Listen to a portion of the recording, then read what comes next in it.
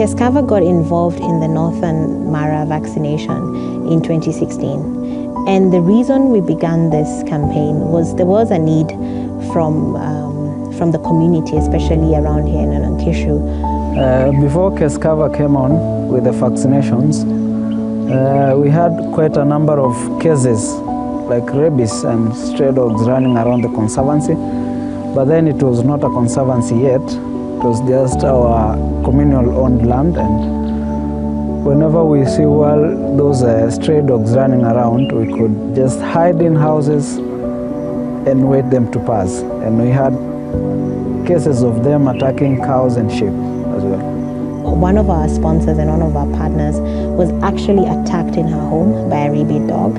At that point, she was nursing her little one, and that began the process. So one of my clients then, who was a member of the community and was my client in Nairobi, then suggested and said, hey, hang on, how can we get somebody to come down and vaccinate the dogs in our neighborhood, because we have our own dogs, and just to look after the general population within the community. So in 2016, we started our first campaign, and we came 3 vets from Nairobi, and we started vaccinating in Naretoi and in Anankishu, and it's just immediate surroundings, and the response was overwhelming.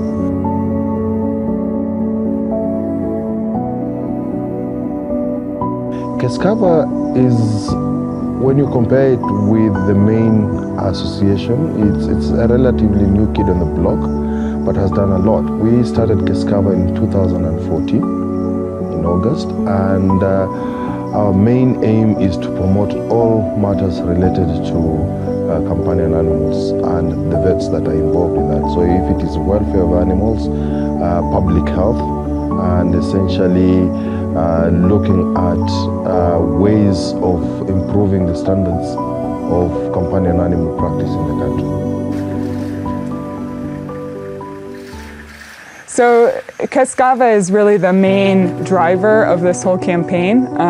For us at Anankishu, my role is really the logistics, trying to find out how many vehicles are we going to have, speak to people that are involved, like Mar Predator Conservation Program, other conservancies and Pardamat Conservation Area, other areas where we go, and making sure that first of all, the community members, they know that this is going to happen so that their dogs are available. And then also just trying to find enough volunteers that can write things down, can communicate well about the purpose of the campaign. It's so important to make sure that the community knows we're not doing something to them, but that we're trying to uplift them and trying to make things better.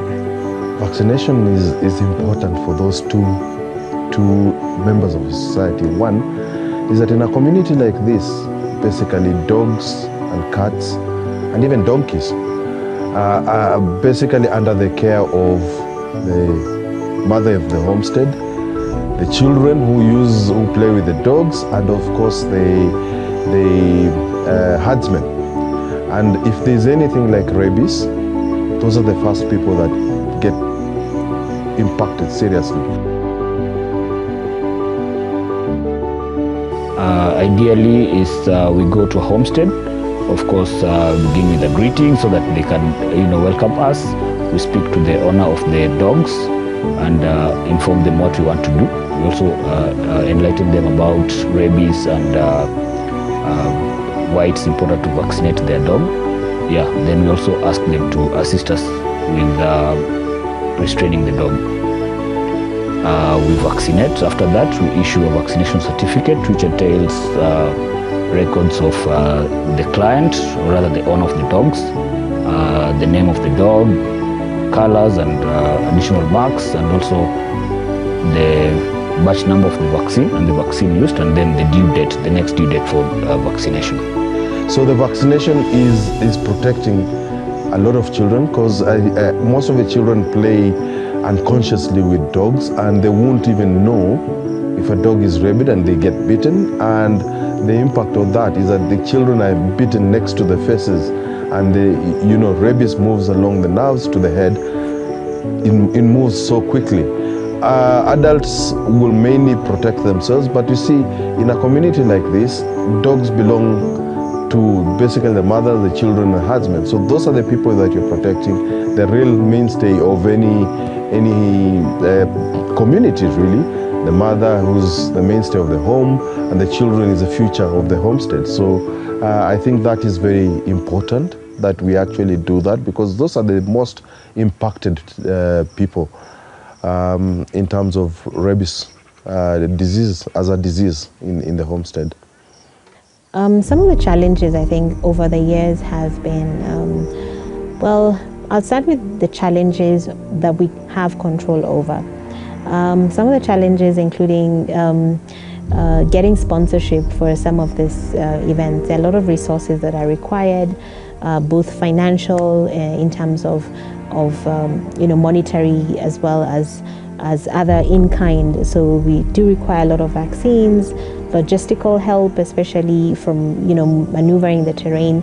So there is that every year having to go out there to look for partners who can really help us in this campaign has been one of the biggest challenges, and sometimes may threaten the sustainability of the campaign. There are many things we still haven't done and would really like to accomplish. One is we would really like to see a very wide-scale policy that would involve control of rabies as one of the main zoonotics. And it's not just in 1 or 2 counties. We'd actually love to see a major policy that's adopted by, say, the Council of Governors, so that all counties, irrespective of where you are, have a similar document that they can fall back to and adhere to when they're controlling rabies. We'd really like to achieve that. Create a policy that can be adopted at the very high echelons of power within the counties, so that can be used in the counties as a template to control rabies. That is one of the greatest things that we would like to do.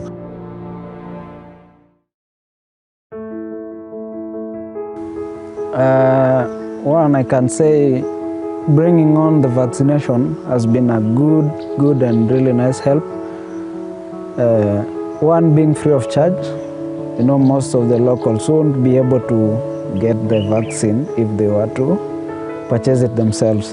Another one is the cases have gone down to 0, except in our maybe neighboring conservancies, and that is where we have extended our campaign to this time.